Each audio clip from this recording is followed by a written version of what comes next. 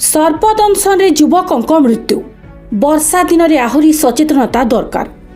बलांगीर जिला सियालझुटुंगी ग्राम एक सर्पदंशन घटना सामना को आसी जोठी बाबूलाल जेना नामक जड़े युवक जीवन जाइछि। एही घटना गत राति घटी बेले गभीर निद्रारे थिबा समय रे हठात एक कामुड़ा अनुभव करथिले बाबूलाल।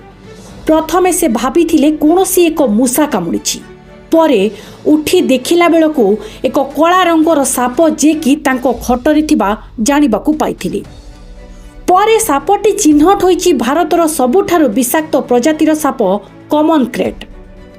परिवार लोके अवस्था गुरुतर देखि तांकू भीमभोई मेडिकल कॉलेज हॉस्पिटल को नहीं जाइथिले, किंतु डाक्तर माने तांकू आज पूर्वाह्न 11टा समय रे मृत घोषणा करिसंती। पुलिस शव को जबत कर व्यवच्छेद पई पठाइछि। एपरी घटना प्रति वर्ष वर्षा ऋतु आसिले देखिबाकू मिलुछि।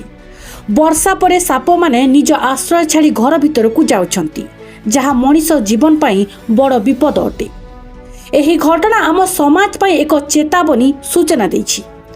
वर्षा दिन में सर्पदंशन घटना बढ़ुवा परिप्रेक्षी रे सचेतनता प्रशिक्षण अत्यंत दरकार। एही प्रकार मृत्यु रोकी पारिबा संभव जदि आमे समय रे सतर्क और सचेतन हेबाकू शिखिबा। लक्ष्मण स्वाई मुई खुलान रहीसे आमर भेणे जड़े सियालजुंगड़ी राति 2टारे सांप चावला, खोलेर सांप चावला परे आमे तांको से बोले केंदा केंदा लागुचे बोला परे आमे तांको टिटला डाक्टर केना आनलु। तांको आनला परे डॉक्टर सेती इंजेक्शन पतर देला परे तांको आर परे बोले छाती चिपला बोलिया लगला, पवन नहीं जाउचे बोला कि डॉक्टर रेफर कले बलांगीर आनला परे आमे डाक्तर आधा घंटा खंडे तांको देखला परे मृत घोषणा कले।